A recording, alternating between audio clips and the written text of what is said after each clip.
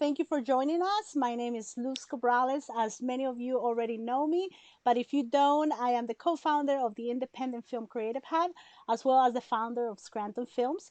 We aim to do and create projects that are for the community and independent as we can. So, right now, we have a great show today for you. I'll have Desiree introduce herself, and then we'll introduce our amazing filmmaker today.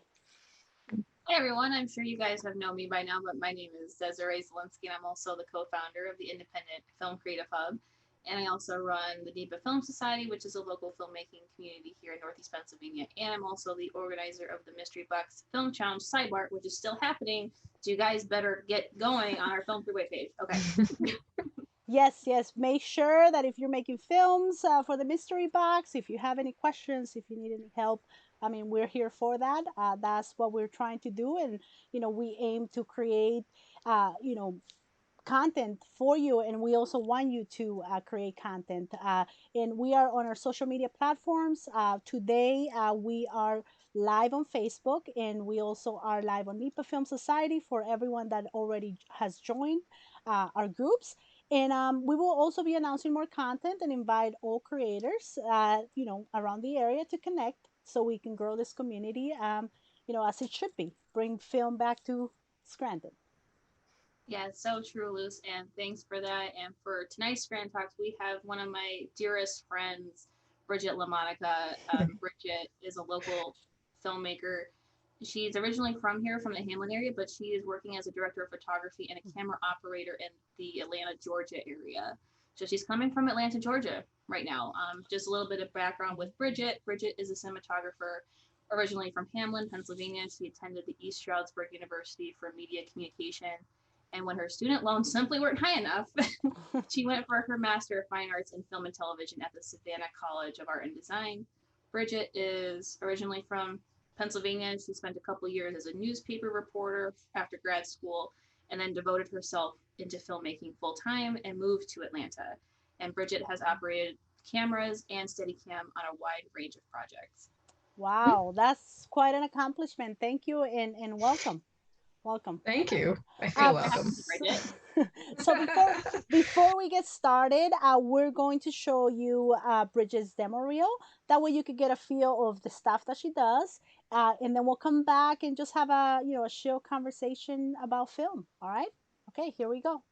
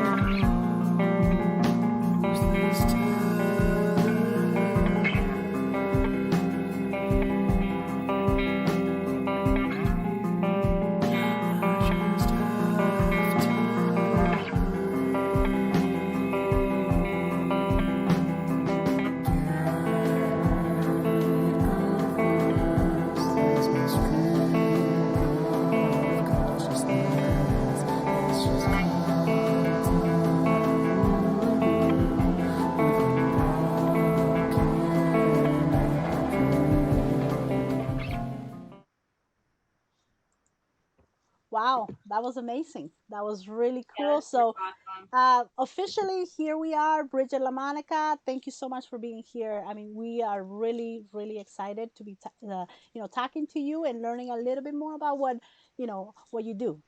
So we'll get started. Okay.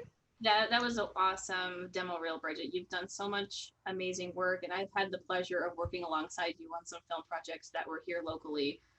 Including one that's on that reel. I remember the first time we met. We met on Salacia. Oh my gosh, I keep getting those Facebook memories from Salacia. What was it, like 8 years ago? Oh my, it was 2015. It feels like it was yesterday, but also forever ago. Yeah, but with that, it's you are originally from Northeast Pennsylvania. So how did you get started into filmmaking? and what was your journey like? Like, what brought you to filmmaking? And if you want to touch on, like, maybe why you decided at some point to leave Pennsylvania and go into Atlanta. Yeah.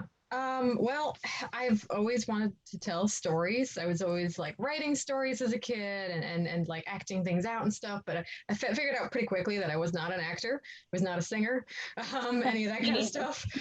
Um, so I actually credit, this is really dorky. I credit DVD special features for making me realize in like at a young age that, oh, there's jobs behind the camera. You can make these things. And that's where I started to get inspired. And I started to make like really crappy short films with my little handy cam running around high school, like, oh, I want to film you. Okay, let's do this. We're gonna make a spy movie. We never did.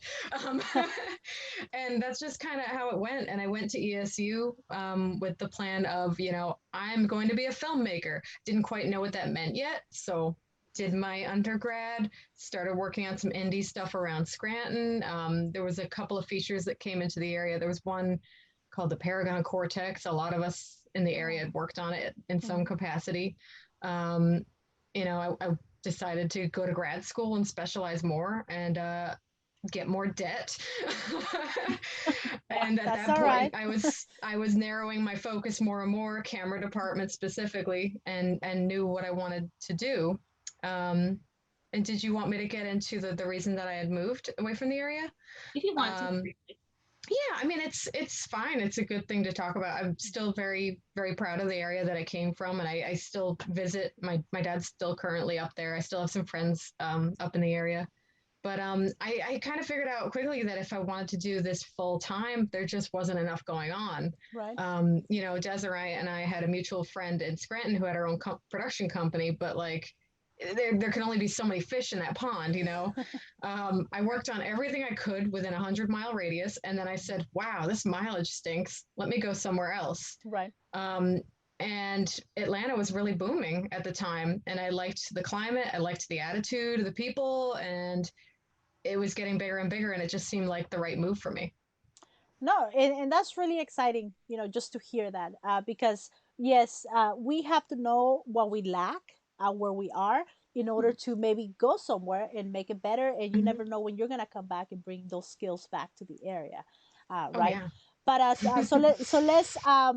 let's go back to just a little bit to ESU and when you started, right, as a filmmaker. So you said, I I knew I wanted to be a filmmaker, but I didn't know what I wanted to do, right? Mhm. Talk to us a little bit about that, just in the sense of, I think we have a lot of filmmakers right now that are doing everything, right? But Mhm. they're not necessarily good at everything because they're good at one or two things that they could maybe craft it, and do a lot better. So maybe how do you go about, like, what was your process on, like, once you got to school and you said, oh, like, this is what I want to do, like doing the camera work. If you can share that with us. I actually think you touched on it. Like you said, a lot of people when they're starting out, they're doing everything, and that's my first projects in school. Was I didn't realize that I could literally get a crew of people around me. I'm like, oh well, everybody else is busy. Maybe I'll just do everything. So my senior project, I directed, shot it, edited, sound, found the music for it, and as I ticked each thing off the list, I realized, ooh, I don't like that. Ooh, Right. I can rage edit. I don't like sitting at the computer and editing. And I kind of whittled it down to the point where I'm like, oh, I just like shooting it. Okay. There's my focus. There it is. I should have found somebody to direct it for me. I was, wearing too many hats. I was pulled in too many directions. And once I started specializing, then I really kind of started to find my stride. Oh Yeah, I no, think that. that's really good. Like, however, how students want to start out with filmmaking, it's like you want to work on, like, voluntarily on projects possibly, and working on many different areas of the department, so you can kind of figure out what you're really into and what you're good at. Mm-hmm. I mean, sometimes if you do a boom, like I had experience once on a short film where I was the boom operator and mixing sound. I'm like, never again. Like, Me too. it's like, I no, like, sound's once. very important on a film, but I was like, nope, Yes. not mixing sound. Like, I do. I will say that I think it's very valuable for someone starting out to try a bunch of different positions and volunteer in different ways, and maybe make a movie by yourself or with a couple of friends and figure that out, because then you have a lot of respect for the people who do those crafts specifically. I have a lot of respect for graphic designers because I don't have the, the patience to sit there at the computer. And I have a lot of respect for sound people because they can just listen and be like, nope, that's not good. We have to do it again. Right, right. And so when you are doing camera work now, jumping into that, right? You said this is what I love. Now I know. And now going back to you got your master's, and now you're doing it in a professional way, and also independent with short films. Maybe if you can touch a little bit about that, like the major differences between doing it for a major studio or semi-major studio, and someone who's doing something more independent. I guess more on the creative aspect and the freedom that you get. Okay, good. I'm glad you narrowed that down for me because I could get really lost in the weeds on that topic. Um, so creatively, when you're making your own project, when it's independent, scrappy little film that you and your friends are working on, you and your production team, you have a lot more control over the finished product. Right. You're making the decisions on casting and how you're going to shoot it, and people are going to maybe volunteer and help you out. And you have a say in the final product. In the studio world, the Warner Brothers of the world and all them, your script is going to get rewritten by many people. There's going to be a producer down the line who's like, I want a giant mechanical spider. And for some reason, you have to put it in because it's in your contract now.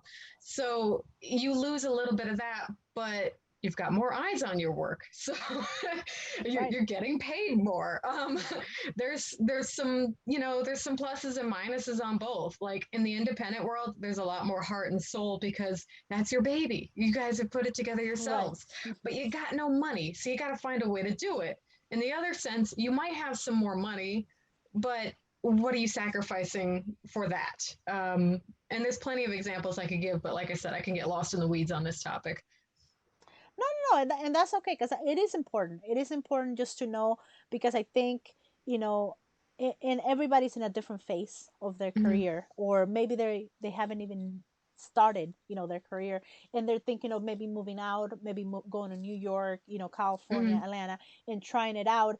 And but I do see that maybe a lot of people go there and then they get hit in the face, like, oh my goodness, I didn't know it was gonna be like that Yeah. because I was so used to the independent world.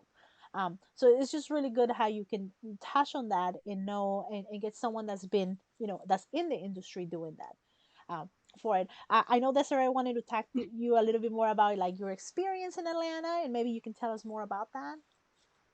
Sure. But Desiree can word it out better. Go ahead, Desiree. I know you had a go I ahead. know I'll just sip this. with back with like being with independent films versus like the studio world. I mean, it's wonderful to be in like you are with the full time filmmaking and being on the bigger productions, but kind of throwing back the veil of the mystique of it. I mean, there's long hours, you're dealing with a lot of time constraints and things like that. And I think if you want to touch on, I mean, a lot of stuff in the news about IATSE with Oh yeah. possible strike, and that if you want to touch on your feelings about that, and your viewpoints about that's a really big thing. I think they just diverted the strike, but it's they still have to work out some sort of compromise, from what I heard. Yeah, what was the beginning of the question? I'm sorry. No, it's like That was a two-parter. no, what your feelings are with IATSE. On that strike. Okay. Yeah, I'll just be straightforward. I'm currently non-union. I've got many people in my ear telling me to be union. I will eventually. It's an expensive choice to make. There's Right. very hefty dues and stuff, but currently I'm non-union. So I'm looking at it from that perspective, but a lot of people that I work with and a lot of people that I know personally are in the union. And I've been getting their firsthand feedback. So IATSE, the in an International Alliance of Theater and something TV, it's a really long name. The film people, the union, finally decided, you know what? These hours are terrible. Like this has been going for too long. A typical set day should be around 12 hours, which already is long for the average person. And then you need a certain amount of time to be able to go home, get some sleep, come on back and do it again. Right. But now, like, there's a huge backlog with productions because of COVID, which shut down the industry for a good 8 months to a year. So they've got to hurry up and shoot, let's go. Like, there's that mentality on a lot of projects that got back pushed, like backlogged. So these sets, I'm hearing people going 14 hours, 16 hours. We did a 20-hour day. We did it. And then they're not getting enough time to go home and sleep and come back. They're running into problems with, extras testing positive for COVID. Production's getting shut down because the crew Right. caught COVID. I heard that on one or two productions for sure. Most of them try to play it very safe, but still, Right. there's a lot of stress right now, not just because of COVID, but because there's a lot of push from the studios and from the producers, from AMTP, whatever. Uh-huh. They don't seem to understand the on the ground workers who are actually doing the jobs. So yeah, they got like a 98% yes vote to authorize a strike if there wasn't a deal reached by yesterday. Oh, wow. So the strike was averted, but I got to be honest, a lot of people in the union right now are not happy because they're like, really? That's all we got? Right. Right. Because all they got was 10 hours of turnaround. Now, turnaround is the time between when you end your day and when you begin the next day. 10 hours is not enough because you might be driving an hour or two home. Maybe you get some sleep. There's no life. If you have kids, you don't get to see your kids really. And then you got to do it again the next day. And it might still be like 14, 16-hour days of work. That was one of the many things. Now, but they did advocate for lower level like PAs and stuff like that to get higher like living wages, which is wonderful. It was That is. about time. So yeah, it's a complicated issue right now. I think they're still very much in talks. I know a lot of people are not happy. Not 100%. Like basically, that's all we got. Mentality is going on. So we'll see where it goes from here. Yeah, and just to educate some filmmakers out there, or someone who's just starting out in the in the industry. We're so used to the independent films, which are non-union, Hmm. most of them, not all. But I mean, the big difference between a non-union and union is that you have to abide by rules in the union, and it's like a 9 to 5 job, sort of. What I mean, you have more benefits, and you have more, you're protected, because in an independent film you can, you can have a passion project and just be doing it because you love it, but Yeah. maybe, for that. So but that's really good, and it kind of brings me to the next question. Hmm. And we'll get a little bit out of that, but just more in as a camera operator, a DP, which is a director of photography. You sometimes have to make quick creative choices, right? So what are your major constraints, when the director wants one vision and you, as a creative artist, want another? And can you differentiate, like, as far as like what's the difference between that, or do you pick your battles? Like, how do you do that? Oh, oh, good terminology. I love it. Yeah, picking your battles. That's a good one. Yeah, so yeah, you have to be able to collaborate with people. This is a team effort. Everyone's got pieces that are coming into play. It's not just the DP, the camera person making the decisions. It's the director. It's a writer somewhere. It's the hair and makeup person. It's production design. So like everybody's coming together. But yeah, as far as working with the director, there's been times when the director will walk over to you and be like, so I see it actually coming from this direction. And you're like, oh, well, I just set up the lights over there. That's going to be another hour setup.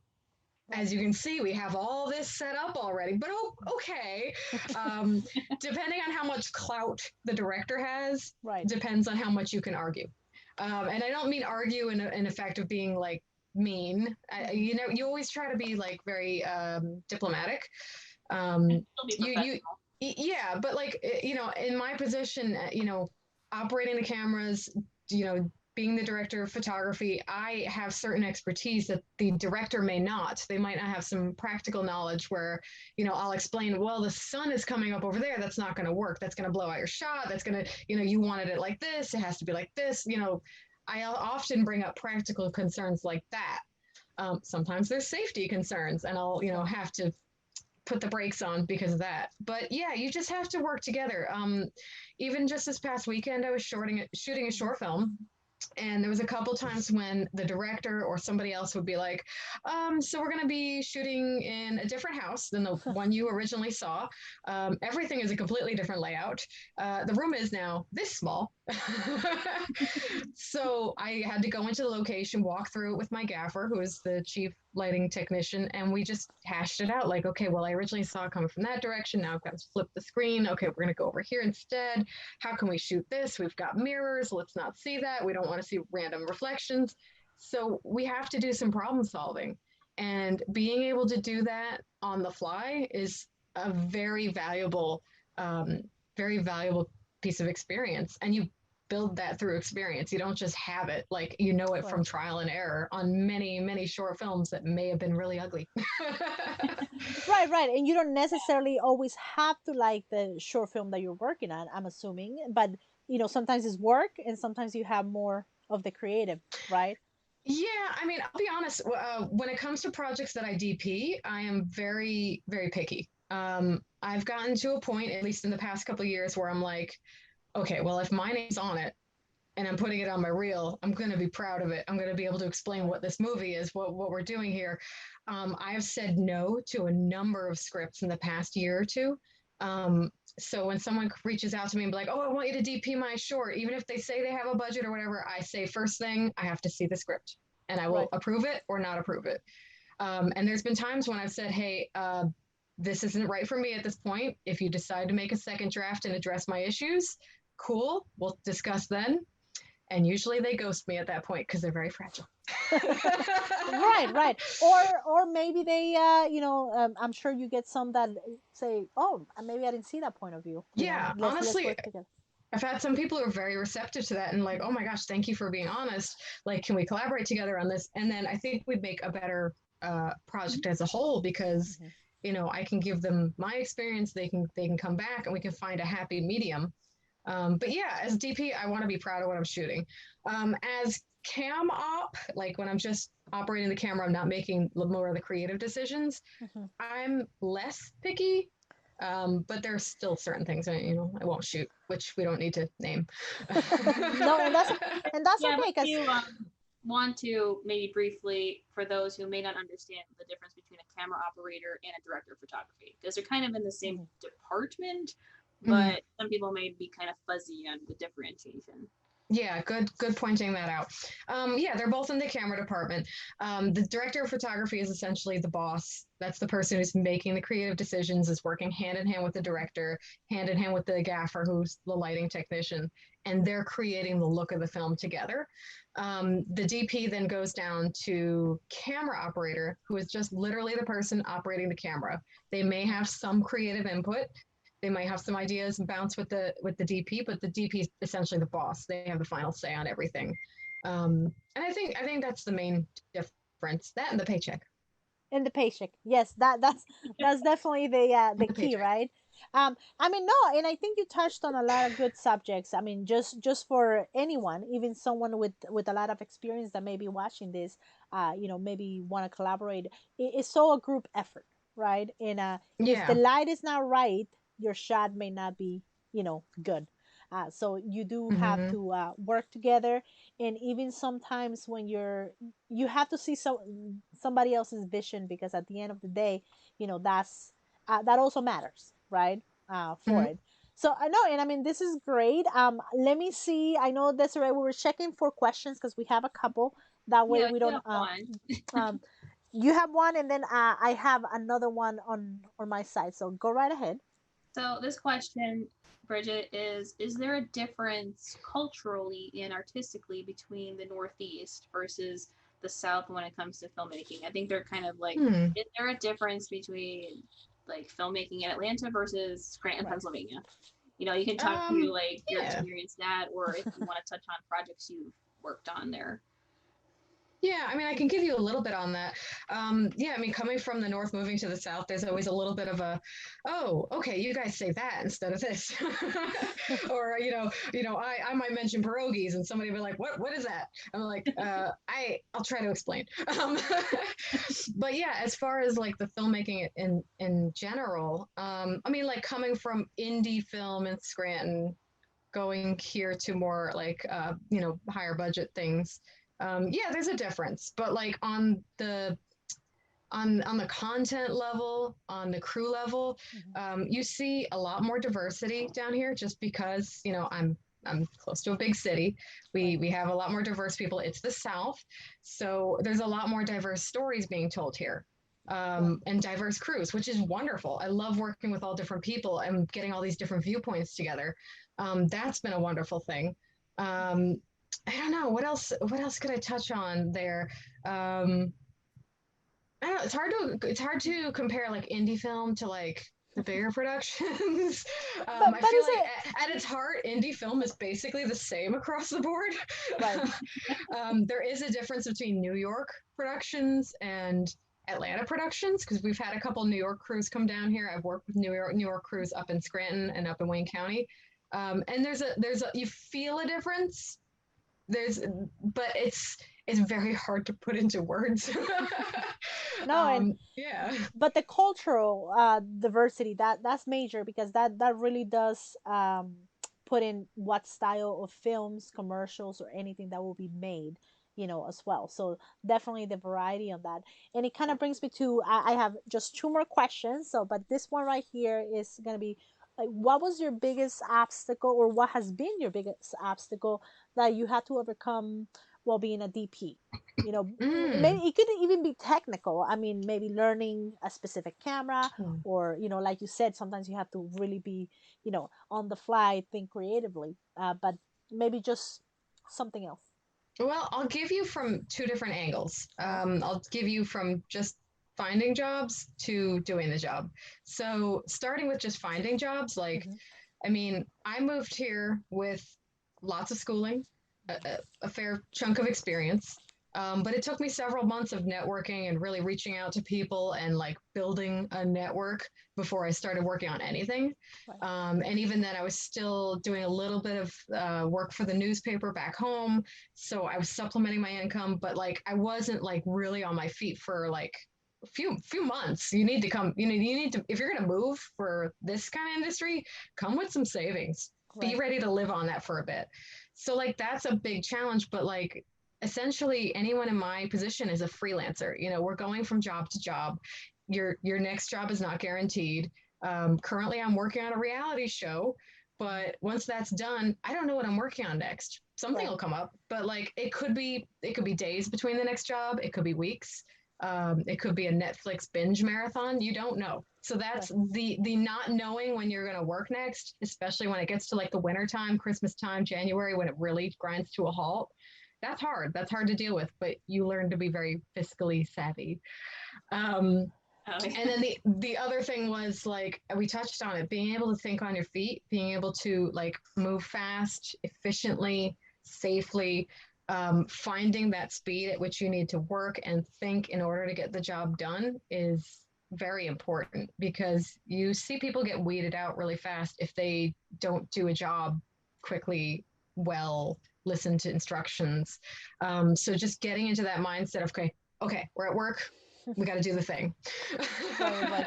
Yeah. I mean, there's a better way to put that, I know, but it's just like you Mhm. see the people with the work ethic and the ability to get into that mind frame, and they're the ones who keep working, who keep getting jobs. So I think that's valid. No, and I think you touched on the next question that I always do. If we don't have any I don't more see anything. questions, okay, perfect. But I'm sure they'll come on, and we can email you if there's any more questions. But the last one is that I always ask a filmmaker, and anyone that's a guest on Scranton Talks is, what advice would you give to an up and coming filmmaker or creative artist looking to get into the industry? Which you really already talked, a lot about it just in the last question. But if there's anything maybe that you want to tell that person that is looking, maybe they're struggling just a bit, maybe they moved to New York or they moved to Atlanta and they're like not sure, you know, how they're gonna, do it, creatively, like what they're gonna work on next, or maybe Mhm. someone who hasn't even started schooling for filmmaking or is learning stuff. Anything that you Okay. can think of. Okay, yeah, no problem. The advice portion is always good because I feel like everybody's going to give different advice, maybe some, different variations on the same theme. Obviously, I talked about the difficulty of you really got to put yourself out there to find the jobs, and eventually you get to the point where people just recommend you for jobs and you start Right. working more. provided you're good at your job. Unfortunately, the old adage, it's not what you know, it's who you know, is still very appropriate here. Right. But I wouldn't have started working on anything without knowing something, without having a good personality and a good attitude and a work ethic. Having a tough skin, like that's a thing. Right. You need to be able to take criticism. Sometimes it's constructive, sometimes it's not, and be able to handle like bad attitudes, or someone asking you to do something, and they're being snippy about it. Right. Having a tough skin is really kind of important. Um, But the other thing I wanted to mention, without going on too long, but like I think Oh, it's worth mentioning. yeah. There's tons of people who want to work in the film industry in whatever capacity it is. If you want to be a camera operator, a boom operator, producer, whatever, there's a lot of people in line behind you, next to you, at the same time, vying for that position. So, what are you going to do that's going to separate you from the pack? Like, wow. how are you going to be the one that keeps getting called? So, always leveling up your skills, learning new technologies if it's appropriate for thing, reading the trade magazines, like learning what new cameras are coming out, what's the new technology, how are we doing this, how did somebody make their indie film for $300? That's Being true. that person who's constantly learning and constantly leveling up your game, and doing little practice shoots to test, lighting. Let's test this special effect. That will separate you, because your skills are going to continue to grow and grow and grow. Whereas the person who's just sitting around waiting for someone to give them a Mhm. handout is going to not get that far, and they're going to find work in another position, in another career path. Oh, yeah, you couldn't have said it better. For real. That basically sums up everything that we're trying to do here, and everything that, I've learned personally, and I'm sure Desiree Mhm. has, and we're still learning. I think We all are. it's a it is very creative, but you have to, like you say, you have to have, thick skin. You have to be able to take criticism. And that was great. That was great advice, and I'm gonna take it. I'm sure Desiree is gonna take it, and I Yeah, no, hope, it comes to like many instances of like Bridget and I worked on a short film for the Mystery Box Film Challenge. Oh yeah. It's like, okay, we know who we're not calling anymore. That's a big thing. Yeah. No, yeah. Desiree and I mean, I don't know if honestly, you just want to to touch mention on that, that story, like I just, briefly. just briefly, like Desiree and I, we wanted to collaborate together. It was a few years ago on the Mystery Box challenge. We were collaborative right away. We started writing our script. We got this. We got all these plans together. And the night before our shoot, our actor, who is coming out of Philly, no names mentioned, mostly because I can't remember his name. He messaged us saying, "Oh, that's too far a drive. I'm not coming." Or he had like too Okay, I much, thought you were not a enough time to professional. prepare and things like that. Like not right. saying anything days before, but this is like right before It was like shooting day. 8 or 9 o'clock at night. Desiree and I like pre-lit her house to be able to like quickly go into the shoot the next day, because we had like two locations, so we wanted to keep things moving. We reached out to every indie filmmaker we knew in the area, and they knocked it out of the park. We found someone who was amazing. We found Joe, and we got a great little team together, and it was much in part because of collaboration, because of networking with people we And already everyone knew, had a other great time. creatives in the area. Yeah, Yeah, everyone no. had such a fun time and things like that. And but it's just like with that, not to like call people out for things like that with that actor in particular. It's like I would not call that actor again, even though this is like voluntary. They're not doing this for money. They're coming Right. out of the kindness of their heart, and it's okay if you have something come up. Like if you let us know right away, a couple days in advance, and that's completely fine. But not the Mm-hmm. day before. It's like, oh, it's too far to drive. I don't have enough time to prepare. I have to get up such and such a time. That's a Yeah. lot of excuses that we don't really need to hear. So, Yeah, honestly, like if you're a professional, you've already mapped out how long it's going to take you to drive, when you need to get up, what you need to bring. If you're an extra in a movie, you're going to bring 3 clothing options. You're prepared in advance when you are a professional, compared and to it our really actress, shows. who was also from Philadelphia, who She came. came from Philly too, and she was amazing, and we're Right. still Facebook friends with her. Yeah, So she's great. yeah. No, that's very Yeah. very good advice. And again, we thank you for being here. I know Desiree is going to wrap it up because we don't have a lot of time. But I mean, again, everything that you have said makes sense. You know, and it hits home. And I think it's hitting people out there. And I'm very happy that you were able to do that for us. But I'll have Desiree wrap up, and then we'll go from there. Yeah, so like thank you everyone for Mhm. coming for our Scranton Talks tonight with Bridget LaMonica. We have wonderful more talks coming up in the future. We do our talks once a month. They'll live on Facebook. They're on Electric City Television, who are our wonderful partners. And we do have a podcast where these interviews come up in some special episodes. So if you go on Apple Podcasts or Spotify, these interviews will be there a little late because we upload them once a month. And be sure to stay up to date on our Facebook and Instagram and subscribe to our YouTube channel to see any of the previous talks as well.